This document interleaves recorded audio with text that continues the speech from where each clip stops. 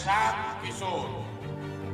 हम नेता नहीं हैं, हमारा कोई दल नहीं है, हम वोट भी नहीं मांगते हैं, आपका नाली गली नहीं सुधारेंगे, बालू माफिया से हम लड़ने नहीं आए हैं, आपको अस्पताल स्कूल नहीं है इसमें भी हम आपकी मदद नहीं करेंगे। तो 2 वर्ष से हम पैदल काहे चल रहे हैं, गांव-गांव 2 बरस से घर परिवार छोड़कर पैदल चल रहे हैं। आपके यहां भी पैदल आएंगे, आज तो गाड़ी से आए हैं। जब पैदल आएंगे तो एक-एक आदमी के गांव में जाएंगे और आपकी समस्या सुनेंगे, आपके और आपके बच्चों की बदहाली देखेंगे, उससे रास्ता भी बताएंगे कि इससे निकलिएगा कैसे। लेकिन आज क्यों आए हैं? आज इसलिए आए हैं कि आपके विधानसभा क्षेत्र में बहुत सारे लोग बता रहे हैं कि भैया हम लोग 40-50 वर्ष से राजनीतिक बंधुआ मजदूरी कर रहे हैं, आइए और हम लोग को बचाइए, इससे निकालिए। 2-4 परिवार के लोगों ने पूरे क्षेत्र पर कब्जा कर लिया। आप कह रहे हैं कि नक्सल प्रभावित क्षेत्र है, बड़े बड़े माफिया लोग डराते हैं।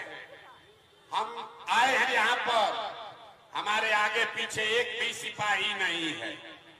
2 बरस से हम पैदल चल रहे हैं, आज तक एक सिपाही भी हमारे साथ नहीं चलता है। और आपको बता रहे हैं बड़े बड़े माफिया नेता सब धरे के धरे हैं, हमको किसी कुत्ते ने भी नहीं काटा है, क्योंकि जनता जो है वो साथ में खड़ा होकर कहती है कि भैया गांव में आए हैं, आपकी चिंता हम लोग करेंगे। तो हम ये प्रयास क्या कर रहे हैं इसको समझिए। वोट नहीं मांगते, वोट क्यों नहीं मांगते?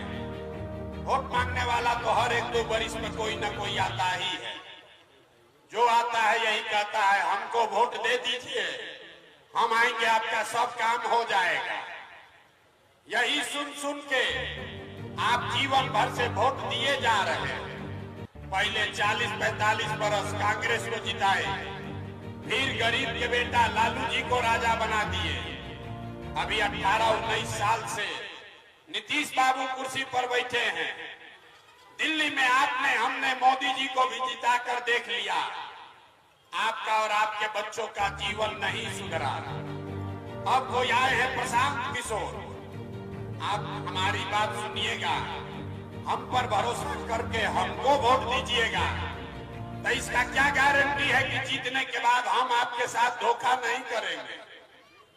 जैसे पहले का आदमी धोखा किया, हम भी आपके साथ धोखा कर सकते हैं। वोट से पहले तो सब आदमी बढ़िया बतियाता है, वोट के बाद आपकी चिंता नहीं करता। इसीलिए हम वोट मांगते ही नहीं हैं।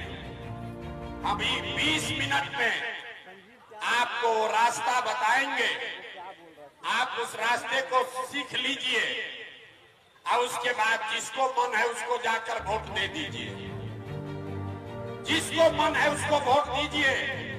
लेकिन जो रास्ता अभी बताएंगे वैसे सीख के वोट दीजिएगा, तो और कुछ हो या ना हो, अगले 2 बरस में आपके बाल बच्चों के पढ़ाई और रोजगार का जुगाड़ यही गया में, बिहार में, इमामगंज में हो जाएगा। आपके गरीबी से निकलने का रास्ता खुल जाएगा। तो जिसको जिसको भाषण सुनना है वो उठ के घरे जाइए, और जिसको जिसको गरीबी से निकलने का रास्ता सीखना है, अब 20 मिनट यहाँ हमारी बात को सुनिए। 20 मिनट में आपको अभी यहाँ सिखा कर भेजेंगे, उसको सीख लीजिए, अपने बच्चों की गरीबी को दूर कर लीजिए। और हम भाषण नहीं देंगे, ये रास्ता बताने के लिए आपसे 3 सवाल पूछेंगे। 3 सवाल आपसे पूछेंगे, आपको हाँ या ना कह के जवाब देना है। आपको दिखेगा कि आपकी गरीबी बदहाली का कारण क्या है और इससे निकलने का उपाय क्या है। और उसके बाद एक मंत्र सिखाएंगे, आपको एक सूत्र देंगे, एक पंक्ति का एक सूत्र, उसको सीखिए और गरीबी से निकलने का रास्ता खुद बना लीजिए। तो अब जो सवाल पूछेंगे उसका जवाब आपको देना है, जोर से बोलना है, हाँ या ना, हाथ उठाकर। जिसको जिसको अभी हाथ नहीं उठाना जब पूछेंगे तब, जिसको जिसको ये रास्ता सीखना है, जवाब सबको देना है। जितने लोग आप यहाँ आए हैं सब लोग जरा सोच के बताइए, आपके गांव पंचायत में, यहाँ इमामगंज में और कुछ हो या न हो, आपके बच्चों के पढ़ाई और रोजगार की व्यवस्था होनी चाहिए कि नहीं होनी चाहिए?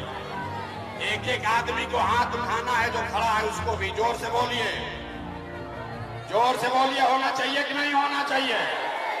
जोर से बोलिए, होना चाहिए कि नहीं होना चाहिए? होना चाहिए। हम आपस में बात नहीं करना, हम नहीं बोले, हमने सवाल पूछा, ये भैया कुछ हो या ना हो, आपके बच्चों के पढ़ाई रोजगार का व्यवस्था होना चाहिए कि नहीं? तो जितना लोग बैठे हैं, चाहे आप पढ़े लिखे हैं या अनपढ़, हिंदू हैं या मुसलमान, अगड़े हैं या पिछड़े, गरीब हैं या पैसे वाले, महिला है या पुरुष, युवा है या बुजुर्ग, सबने कहा कि न भैया पढ़ने का व्यवस्था तो होना ही चाहिए। इतनी समझ आपको पहले से है, हम नहीं बताए। आपको मालूम है कि अगर आपका बाल बच्चा पढ़ लिख जाए, पढ़ लिख के नौकरी रोजगार पा जाए, तो कोई मुखिया बने, कोई विधायक बने, कोई मुख्यमंत्री बने, कोई प्रधानमंत्री बने, आपके बच्चे को रोजगार मिल जाए, आपका जीवन सुधर जाएगा। ये बात आपको पहले से पता है।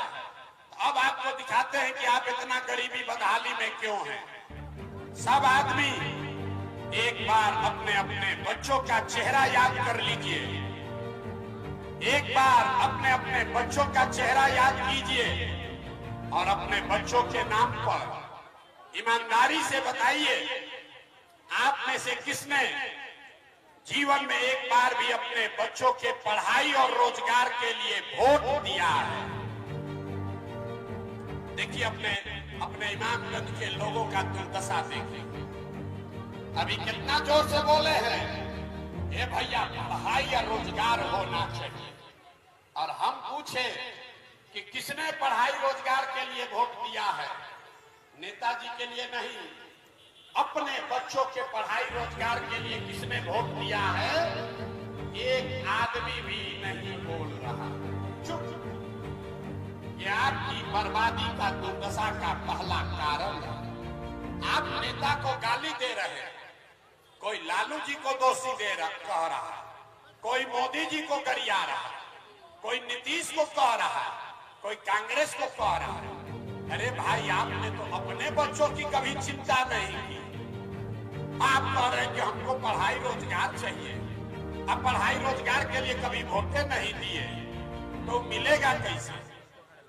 अब कोई खड़ा होके कहेगा कि ये भैया इसका क्या गारंटी है कि पढ़ाई रोजगार के लिए वोट देंगे तो मिलेगा?